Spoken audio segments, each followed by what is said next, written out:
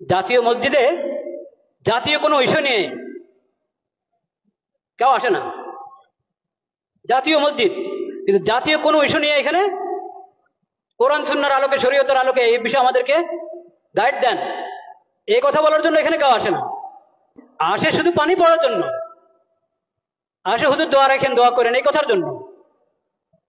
এই কথার জন্য আসে না যে জাতিসংঘের দফতর ঢাকাতে তাদের অফিস করার জন্য, দফতর করার জন্য কথা উঠছে, এটা কি আমাদের জন্য ঠিক হবে? হুজুর কোরআন সুন্নাহর আলোকে একটু বলেন। এটা লালবাগ শাহী মসজিদের খতিবের কাছেও যায় নাই, চকবাজার শাহী মসজিদের খতিবের কাছেও যায় নাই, আন্দর কিল্লার খতিবের কাছেও যায় নাই, বয়তুল মোকাররম জাতীয় মসজিদের খতিবের কাছেও আসে নাই। কেন? আল্লাহ ইমাম এবং খতিবকে কেন ইমাম বানিয়েছেন এটা তারা জানেই না, বুঝেই না।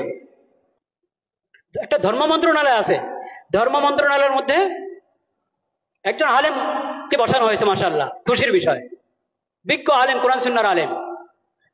তো যে কোনো বিষয় দেশের প্রথমত ধর্ম মন্ত্রণালয় থেকে অনুমোদন নিতে হবে, ধর্মীয় দিক থেকে এখানে আপত্তি আছে কিনা, এই বিষয়ে ধর্মের নির্দেশনা কি, ওখান থেকে প্রথম অনুমোদন নাও, তারপরে অন্য ফয়সালা, অন্য মশওয়ারা।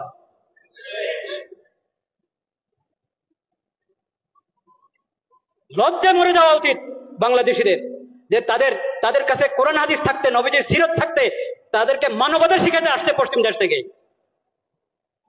লজ্জা মরে যাওয়া উচিত।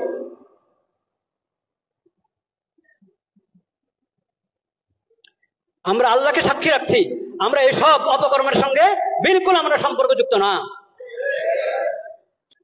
আল্লাহ সাক্ষী, আমরা এই ধরনের সমস্ত কর্মকাণ্ড থেকে সম্পর্কহীন। কাকে এখানে পাঠাবে জাতিসংঘের পক্ষ থেকে?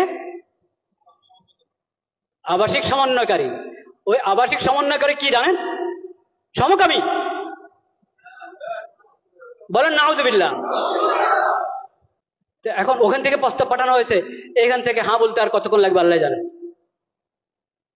যদি বিবেক থাকে, যদি বর্তমান সরকার ভালোই তো করছিল, অনেক কাজ তো ভালোই করছিল, সুন্দর করছিল, এই শেষ সময় যদি নিজের ইজ্জত রেখে যেতে চায়, তাহলে তাদেরকে এই দপ্তর এর ফয়সালা উদ্রহ করতে হবে এবং এই ধরনের এই বিকৃত মস্তিষ্ক লোকদেরকে, বেহায়া বেলাদা লোকদেরকে এই দেশে আসার অনুমতি দেওয়া থেকে বিরত থাকতে হবে।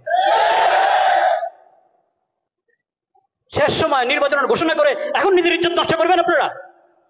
এইসব হারাম কাজ অন্তর্বর্তীকালীন সরকার করক তাও হারাম, নির্বাচিত সরকার করক তাও হারাম, যেই করক এসব কাজ হারাম। ঈমান রক্ষা করো, ঈমান রক্ষা করো, চরিত্র রক্ষা করো। ঈমান বিনষ্টকারী, চরিত্র বিনষ্টকারী, আখলাক বিনষ্টকারী কোনো কিছুর অনুমোদন এই দেশে চলতে পারে না। এটা তাওহীদের জমিন। আল্লাহ তাআলা হেফাজত করেন।